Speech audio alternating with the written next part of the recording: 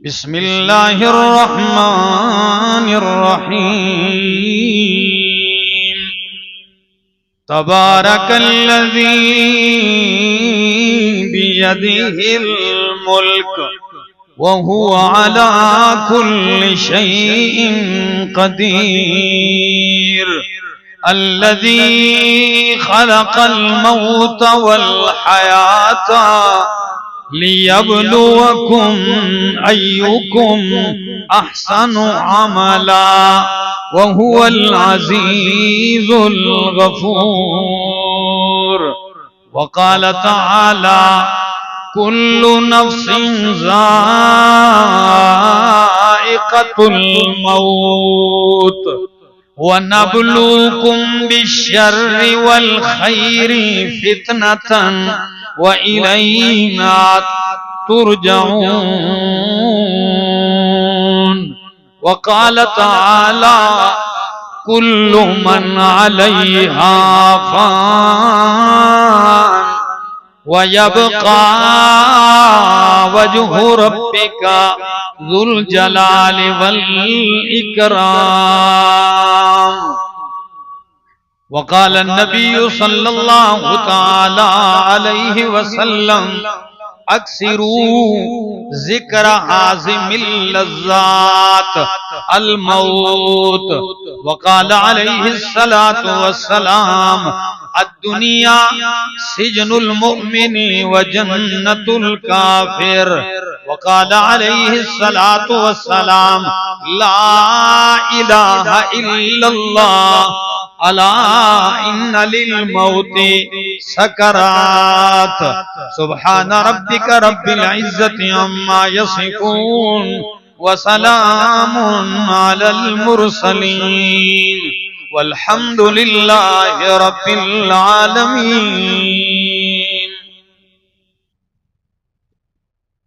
انتہائی قابل عزت، قابل احترام، ذی قدر و ذی وقار علماء کرام اور میرے ضلع ہری پور کی تحصیل خانپور اور خانپور کے اس گاؤں اور گرد و نواح سے آئے ہوئے میرے معزز مکرم دوستو، السلام علیکم. مجھے احساس ہے وقت کافی گزر چکا ہے، مختصر سی بات کروں گا. دل تھا کہ تفصیل سے بات ہو، لیکن احساس بھی رکھتا ہوں آپ لوگوں کا. اشتہار پہ عنوان دیکھا فکر آخرت. میں چند نکات پہ گفتگو کروں گا. اگر آپ دل کا برتن سیدھا رکھیں گے تو امید ہے کہ میرے سمیت آپ سب کو آخرت کی فکر پیدا ہو جائے گی. اور مقصد بھی اکٹھا ہونے کا یہ ہے کہ ہمارے دل میں آخرت کی فکر پیدا ہو جائے. تین باتیں میں عرض کرتا ہوں، پھر تین باتیں قرآن سے ذکر کرتا ہوں، پھر اپنی بات کا اختتام کرتا ہوں. سب سے پہلی بات کہ ہم سارے دنیا میں آئے ہیں تو اپنی مرضی سے نہیں آئے. یہ پہلی بات یاد رہے گی نا. پہلی بات مومن بھی مانتا ہے، کافر بھی مانتا ہے، یہودی ہے، عیسائی ہے، دہری ہے، اللہ کا منکری ہے، لیکن پہلی بات وہ مانتا ہے کہ ہم دنیا میں آئے ہیں تو اپنی مرضی سے نہیں آئے.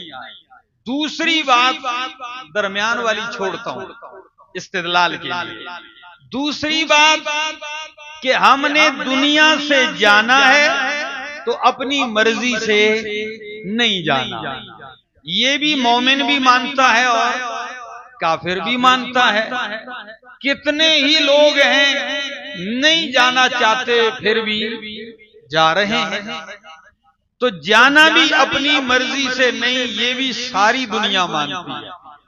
اسلام کا نقطہ کیا ہے کہ آئے تم اپنی مرضی سے نہیں ہو، جانا تم نے اپنی مرضی سے نہیں ہے، تو درمیان کی بات کہ اس دنیا میں رہنا بھی اپنی مرضی سے، شریعت کے مطابق رہنا ہے، دین کے مطابق رہنا ہے۔ دنیا کے سارے انسان دونوں پوائنٹ مان رہے ہیں، اور تیسرا پوائنٹ قرآن منوا رہا ہے کہ جب آئے اپنی مرضی سے نہیں، جانا اپنی مرضی سے نہیں، تو ادھر رہنا بھی اپنی مرضی سے نہیں ہے۔ جب اپنی مرضی سے نہیں رہنا تو پھر تمہارے لیے رہنے کے لیے دستور آیا ہے، وہ ہے قرآن۔ اس دستور کے مطابق چلنا ہے، اور چلنے کا طریقہ بتایا ہے میرے محمد نے صلی اللہ علیہ وسلم۔ کتنی باتیں ہو گئی؟ 3 باتیں۔ اب 3 باتیں قرآن کہتا ہے، 3 قانون میں نے بتلائے، اب 3 باتیں قرآن کہتا ہے۔ میں قرآن کا طالب العلم ہوں، قرآن سے آغاز کرتا ہوں۔ سورت کا نام ہے سورت الانبیاء، 17واں پارہ ہے، اور سورت انبیاء کی آیت نمبر ہے، آیت نمبر ہے 35۔ سورت انبیاء آیت 35۔ اس آیت میں 3 قوانین بیان ہے، سنیے۔ پہلا قانون فرمایا کل نفس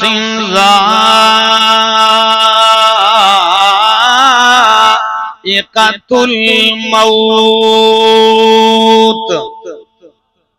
یہ پہلا قانون ہے کہ ہر نفس چکھنے والا ہے موت کو، ہر نفس نے موت کا ذائقہ چکھنا ہے، اس جام کو منہ سے لگانا ہے، اس جام کو نوش کرنا ہے۔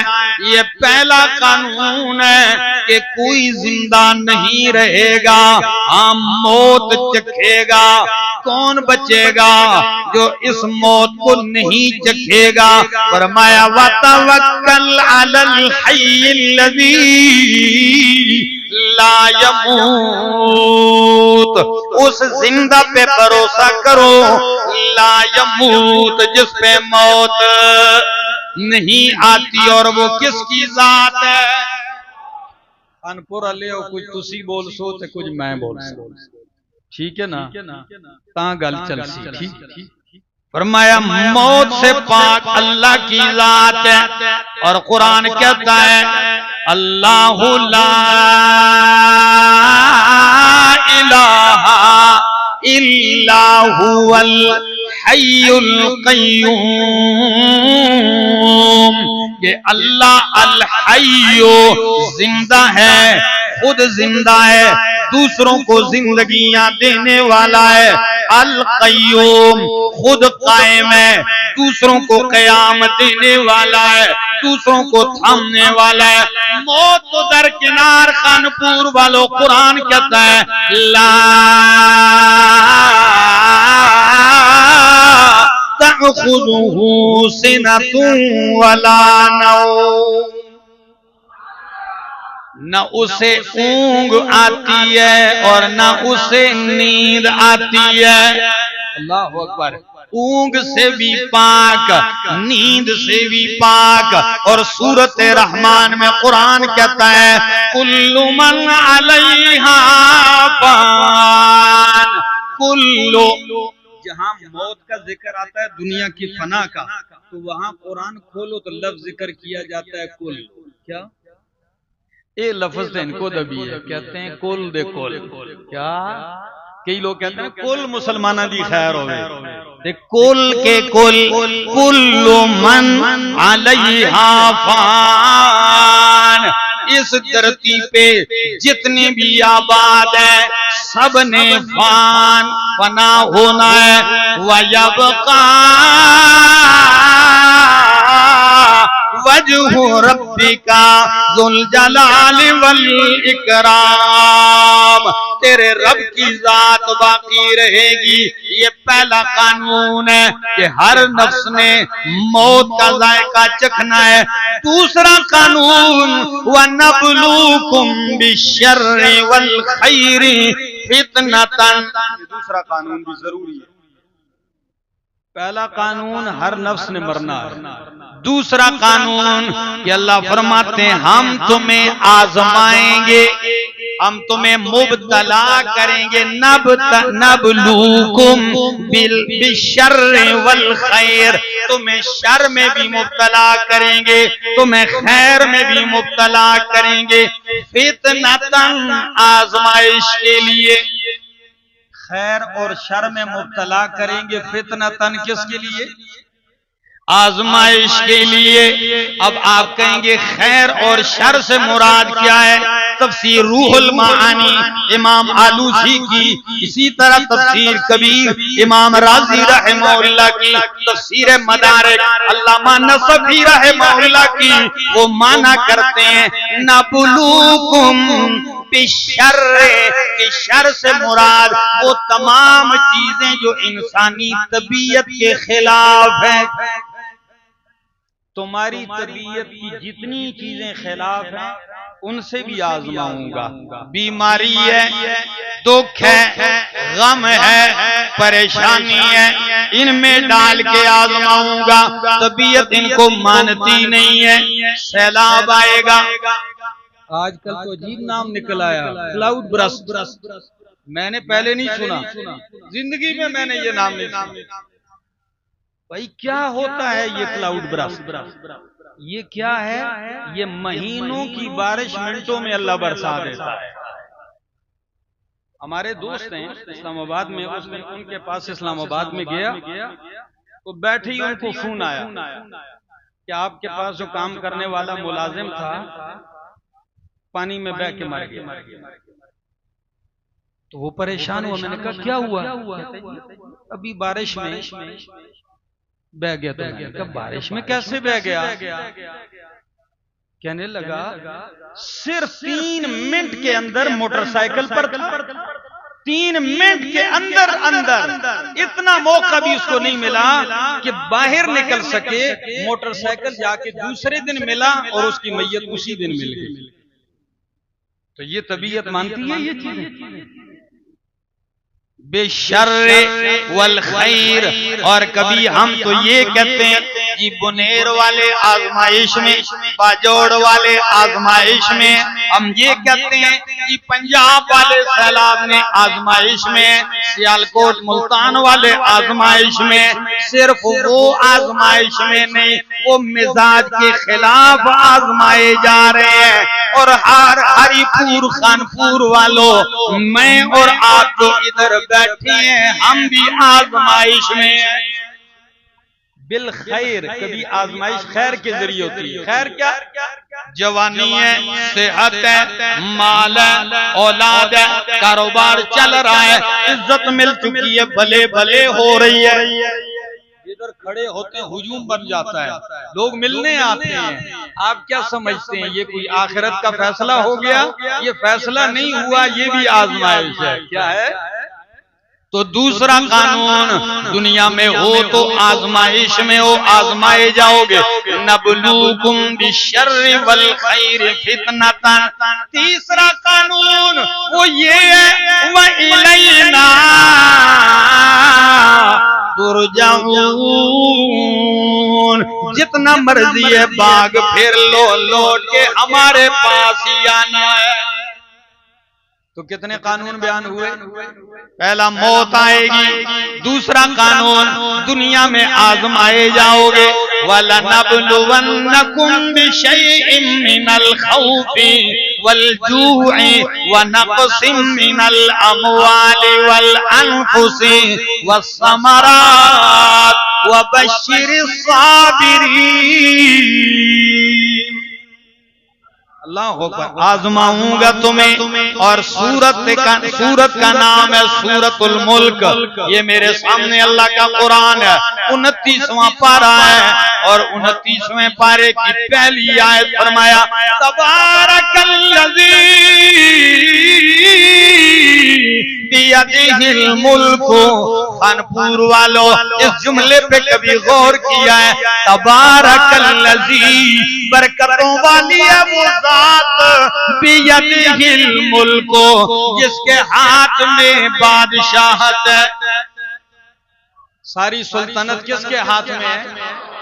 آپ نے کبھی غور کیا ہے خانپور والوں کہ قرآن بار بار کہتا ہے تبارک الذی، برکتیں دینے والی ذات کون سی ہے؟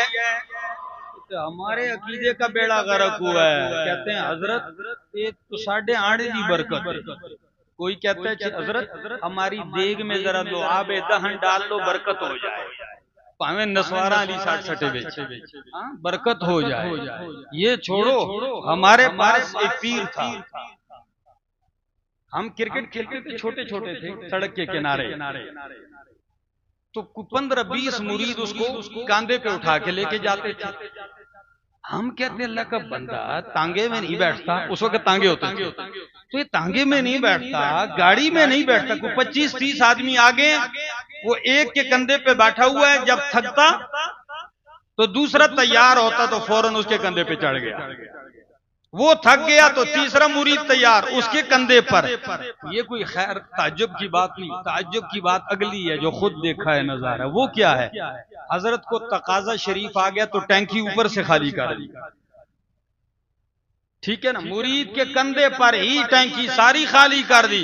اب ہم بچے دیکھ رہے ہیں کہ شاید اس مرید کو غصہ آئے، اٹھا کے اس کو نیچے پھینکے، کم بخت آدمی میں نے اٹھایا ہوا ہے، تو اوپر سے ہی میزاب رحمت خالی کر گیا، یہ کیا تماشا بنا رکھا ہے تو نے؟ تو وہ ایسا نہیں، وہ نیچے سے چلو پکڑ لیتے، چلو، اور اس کی پلیتی اٹھا کے اپنے وجود پہ مل لیتے، کیا کہتے ہیں اس میں برکت ہے۔ اچھا، کبھی قبر کی مٹی میں برکت، قبر پہ پڑے ہوئے تیل کے دیوے میں برکت، ادھر کے نمک میں برکت، دیکھا ہے کہ نہیں دیکھا؟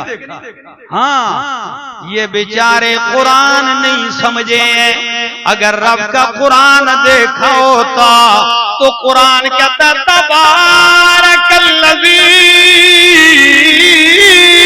بیدہ الملک، برکتوں والی تو وہ ذات ہے جس کے دست قدرت میں ساری سلطنت ہے۔ اور صرف ادھر نہیں، آئیے میں قرآن کا طالب العلم ہوں، یہ میرے سامنے اللہ کا قرآن ہے اور 19واں پارہ ہے اور سورت کا نام سورت الفرقان ہے۔ فرمایا تبارک الذی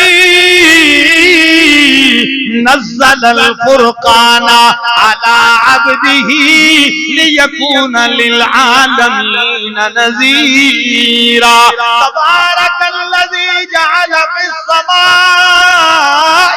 بروجا وجعل فیہا سراجا وقمرا منیرا، فتبارک اللہ احسن الخالقین، تبارک اسم ربک ذی الجلال والاکرام۔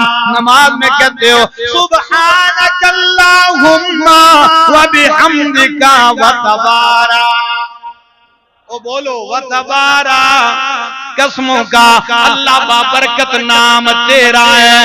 اور جب درود پڑھتے ہو تو کہتے ہو اللہم صلی علی محمد وعلی آل محمد کما صلیت علی ابراہیم وعلی آل ابراہیم انک حمید مجید۔ اللہم، وہ بول جاؤ اللہم بارک علی محمد وعلی آل محمد، کیا معنی ہے؟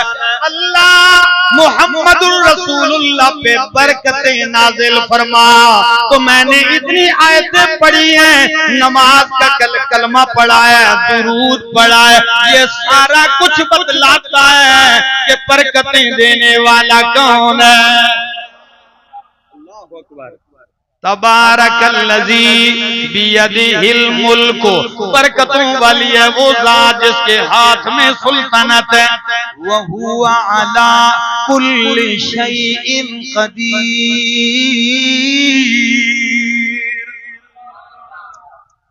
یہ جملہ تو بڑا سنا ہوگا، اللہ ہر چیز پر کیا ہے؟ ان اللہ علی کل شیء قدیر، تقریباً ہر آدمی کو آتی ہے، یہ شیطان نہیں ہے، یہ بڑا حرامی ہے۔ نہ مولوی کو چھوڑتا ہے، نہ پیر کو چھوڑتا ہے، نہ حاجی کو چھوڑتا ہے، نہ نمازی کو چھوڑتا ہے، لگا ہوا ہے۔ علامہ ابن جوزی رحمہ اللہ، ابن قیم رحمہ اللہ کی کتاب ہے تلبیس ابلیس۔ کیا مطلب؟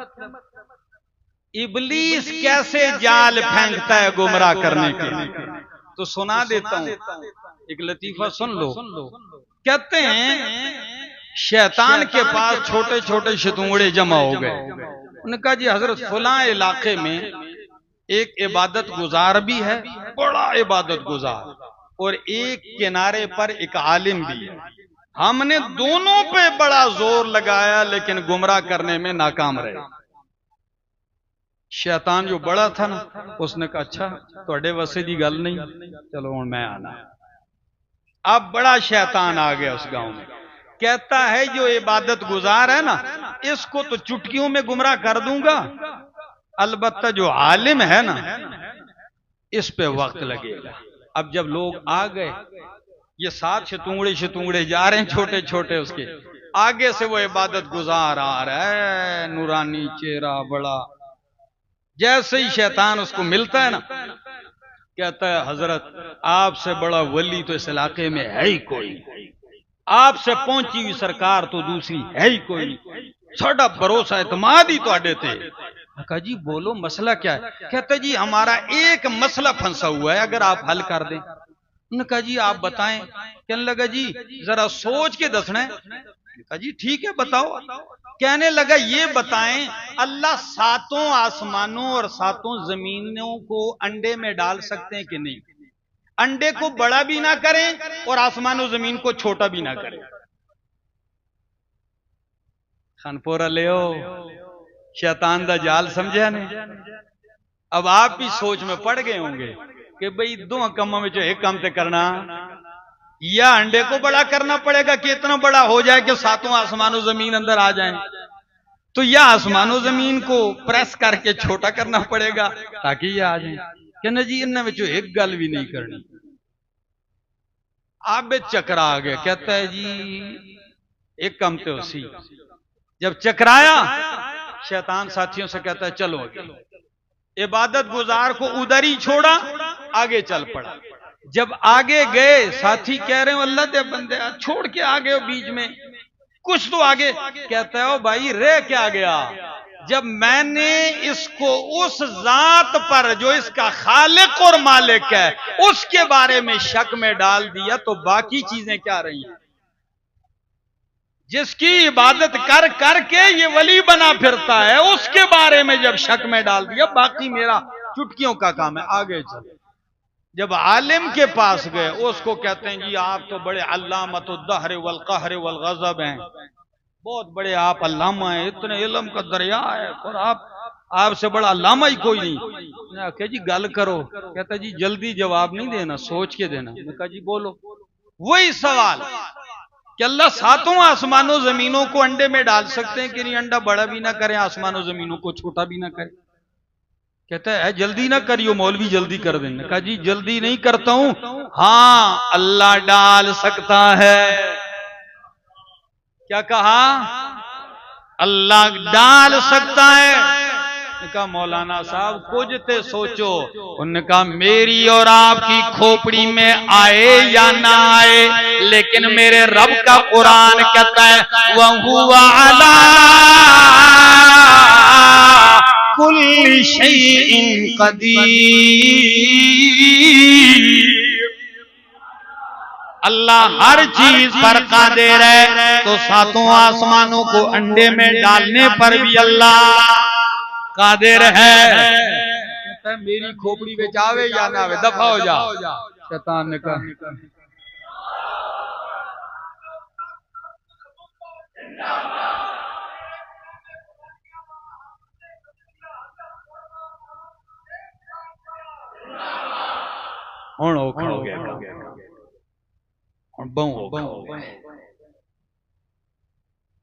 فرمایا الذی خلق الموت والحیات، ابتداء میں بیان تھا تو اسٹیج سیکرٹری نے جس طرح اب یہ مولانا صاحب نے اپنی محبت کا اظہار کیا، یہ دعوت دینے کا ان کا ایک طریقہ ہوتا ہے. تو نے اتنی تعریف میں قلابے ملائے ادھر ادھر ادھر ادھر کہ وہ بول رہا تھا، میں کہ یا اللہ عزت کا پردہ ڈال دے، اللہ پردہ ڈال دے کہ لوگوں کے سامنے تو مجھے اتنا بڑا پیش کر دیا، مجھے پتہ ہے میں تو اتنا چھوٹا سا ہوں، چھوٹا سا ایک آدمی ہوں، معمولی سا. تو اب جو ذہن بنا دیا لوگوں کا، اب لوگ بھی دیکھیں گے کھودا پہاڑ نکلا چوہا. نہیں دوست، بس من آنم کہ من دانم. صرف بات اتنی ہے میرا دوست، اگر رب کرم کی نظر سے ایک ذرے کو دیکھ لے تو اسے بھی آسمانوں سے بلند کر دے، اور اگر آسمان کی بلندی پر ہو اللہ نظر کرم ہٹا دے اس سے ذلیل کوئی نہیں. بس اللہ ہمیں قبول فرمائے ہم سب کو. یہ محبت ہے. الذی خلق الموت والحیات، الذی خلق الموت والحیات، اسی برکتوں والی ذات نے، اس کا قدیر ذات نے موت کو بھی پیدا کیا اور زندگی کو بھی پیدا کیا. مفسرین فرماتے ہیں موت اللہ کی پیدا کردہ مخلوق ہے اور حیات اللہ کی پیدا کردہ. اور قرآن کی آیت پڑھی، خلق الموت والحیات، اللہ نے موت و حیات کو پیدا کیا. کس لیے پیدا کیا؟ لوگ پیدا ہو رہے ہیں، جی رہے ہیں، مر رہے ہیں. یا اللہ یہ اتنا بڑا سسٹم بنایا کیوں ہے؟ فرمایا لیبلوکم ایکم احسن عملا، تاکہ اللہ تمہیں آزمائے تم میں سے اچھا عمل کون کرنے والا ہے. یہ آزمائش اللہ نے کس کی آزمائش کرنی؟ ایکم احسن عملا. یہ نہیں فرمایا ایکم اکثر عملا، تم میں سے کس کے عمل زیادہ ہے. زیادہ نہیں، کیا کہا؟ رب کو زیادہ کی ضرورت نہیں ہے. رب کے ہاں زیادہ ہونا کوئی معنی نہیں رکھتا. یہی وجہ ہے کہ قیامت والے دن اعمال گنے نہیں جائیں گے، تولے جائیں گے. گنے نہیں جائیں گے بلکہ تولے جائیں گے. تو تولے جائیں گے. تو ادھر فرمایا احسن عملا، جو تم میں سے اچھا عمل کرنے والا ہے. کون اچھا عمل کرنے والا ہے؟ امام ابن کثیر اس آیت کے نیچے لکھتے ہیں کہ احسن عمل کے لیے دو شرطیں ہیں کہ تم میں سے اچھا عمل کرنے والا احسن عملا. تو احسن عمل کے لیے کتنی شرطیں ہیں خانپور والوں؟ بس میری تقریر ختم. دو شرطیں ہیں. پہلی شرط یہ ہے کہ اخلاص کے ساتھ عمل کیا جائے.